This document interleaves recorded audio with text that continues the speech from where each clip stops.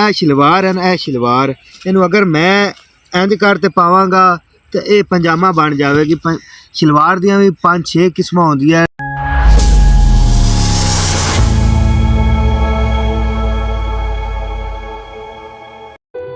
मौत की फिक्र न करता था, मौत की फिक्र न करता था, गुनाह को गुनाह न समझता था।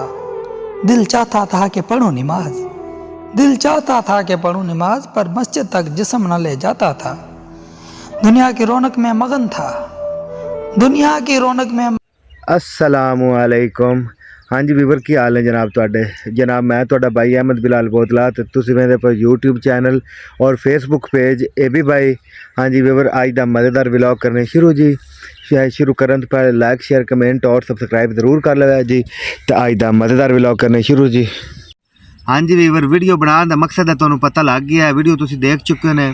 अजकल अलीदा शहर का इशू काफ़ी ज़्यादा उठा जाता है। कोई आंदा भी मैं अलीदा शहर का दोस्त हाँ, कोई आंदा मैं अलीदा शहर का रिश्तेदार हाँ। एक डॉक्टर साहब ने कहा भी इत्थे औरतों के हकूक बर्बाद हो रहे हैं। अच्छा डॉक्टर साहब तुसीं मैनूं ये गल वाज़ा करो कि औरतों के हकूक किवें तबाह हो रहे हैं। एक औरत आंदी है वो जी पंजाबी ज़बान ठीक प्रमोट करती है। वो आई उन्हें जी इस ड्रैस नूं ही इस तरह बना दिता कि यही लगे जिवें अंग्रेज़ी कल्चर है। ठीक है ए शलवार है ना, ए शलवार इनू अगर मैं इंज कर ते पावांगा तो ये पजामा बन जाएगी। शलवार दियाँ भी 5-6 किस्मां होंदियां न जिहड़ी आपां इस्तेमाल करने। एक पजामे च होंदी है, एक खुली शलवार होंदी है, एक तंग होंदी है। ये शलवार दियाँ भी 5-6 किस्मां होंदियां। अगर एक आपां शलवार नूं बिल्कुल जिस्म दे नाल ला लवांगे, ठीक है, उत्ते चुन्नी नहीं करांगे। कपड़ियां दा भी हिसाब है ना, एक होंदा बुरका होंदा, एक बुरके ही फैंसी टाइप आ गए कि वो नप्पे हुए होंदे हैं। पिछू हर चीज़ वाजा होंदी है, औरतों के आज़ा वाजा होंदे, वो जो बुरके का भी फायदा कोई नहीं होंदा।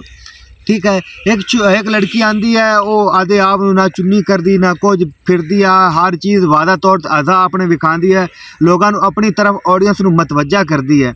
वो की वो गैरत वाला काम होंदा। डॉक्टर साहब तुसीं मैनूं इस गल का जवाब दो, डॉक्टर आसान है या कि जिन्हें आख्या भी तुसीं सारे जने ट्रियोल करते तो जिंदगी अजाब बनाई खड़े ने। और ये वीडियो मैं तुहानूं विखावन मेरे को सारी वीडियो पई है, लेकिन मेरा ज़मीर नहीं गवारा किया कि मैं पूरी वीडियो छड्डां।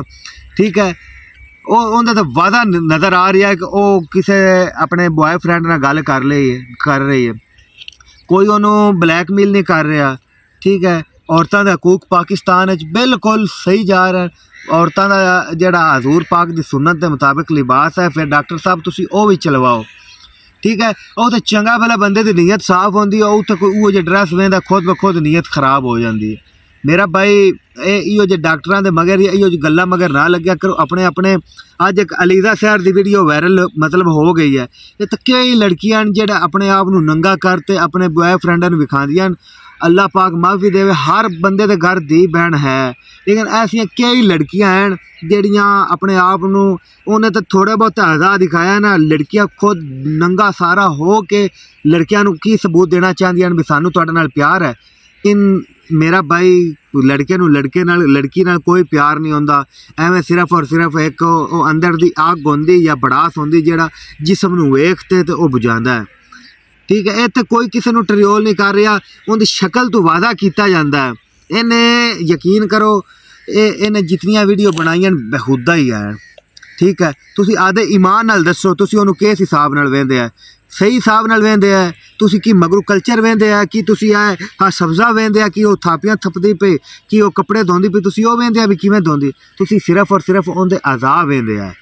ठीक है होर तुसीं कोई चीज़ नहीं वेंदे। उनकी एक जगह है, ठीक है कपड़ा है उन उस इतना तंग करते या इतना फैशनेबल करते या इदू हज़ार नज़र आ रहे हैं, इदू नज़र आ रहे हैं, मतलब उस आदे आप नूं इतना खुद तबाह किया होया। ठीक है वो खुद ब खुद गलत ऑडियंस नूं उस आदे अपने तरफ मुतवज्जो किया होया। कोई उन्होंने लड़की नहीं वेंदी होनी, मेरा जोड़ा हिसाब है कोई उन्होंने चाहिए बंदा नहीं वेंदा, सारे मेरे रंगे खच्चा बंदे उन्होंने वेंदे उस।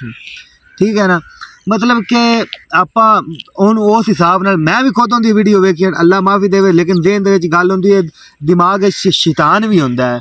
असीं खुद भी उस नज़रिए नाल वेख के असीं चंगे बंदे नहीं बनते।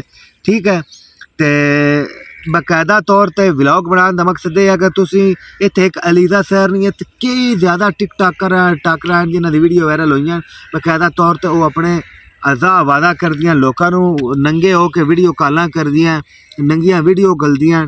ਇਹ ਅੱਜ ਉਸ ਘਰ 'ਚ ਹੋਇਆ, ਇਹ ਕਿਸੇ ਦੇ ਘਰ 'ਚ ਵੀ ਹੋ ਸਕਦਾ ਹੈ। ਹੁਣ ਰੋਂਦੀ ਹੈ, ਕਰਲਾਂਦੀ ਹੈ, ਇਹ ਕਰਨ ਤੋਂ ਪਹਿਲੇ ਸੋਚਣਾ ਵੀ ਮੈਂ ਕੀ ਕਰ ਰਹੀ ਹਾਂ, ਮੈਂ ਕੀ ਨਹੀਂ ਕਰ ਰਹੀ। ਤੂੰ ਗਲਤ ਬੰਦਿਆਂ ਨੂੰ, ਅਲੀਜ਼ਾ ਸ਼ਹਿਰ ਨੂੰ ਮੈਂ ਸਾਫ਼ ਕਹਿ ਰਿਹਾ, ਤੂੰ ਗਲਤ ਬੰਦਿਆਂ ਨੂੰ ਮਤਵੱਜਾ ਕੀਤਾ ਆਪਣੇ ਅਕਾਊਂਟ 'ਤੇ। ਤੇਰੇ ਅਕਾਊਂਟ 'ਤੇ ਕੋਈ ਸਹੀ ਬੰਦਾ ਨਹੀਂ ਹੋਣਾ, ਤੂੰ ਗਲਤ ਆਡੀਅנס ਨੂੰ ਆਪਣੇ ਨਾਲ ਜੋੜਿਆ ਹੈ, ਠੀਕ ਹੈ ਨਾ। ਇਹੋ ਜੀ ਆਡੀਅנס ਕਿਸੇ ਕਲੀਲ ਬੰਦੇ ਨਾਲ ਹੁੰਦੀ ਜਿਹੜੀ ਤੇਰੇ ਨਾਲ ਜੁੜੀ। ਯਕੀਨ ਕਰੋ ਮੈਂ ਇਸ ਔਰਤ ਨੂੰ ਫਾਲੋ ਕੋਈ ਨਹੀਂ ਕੀਤਾ, ਇਹ ਲੋਕਾਂ ਦੇ ਦਿਮਾਗ ਖਰਾਬ ਕਰਦੀ ਹੈ, ਇਹ ਵਰਗਲਾਉਂਦੀ ਹੈ।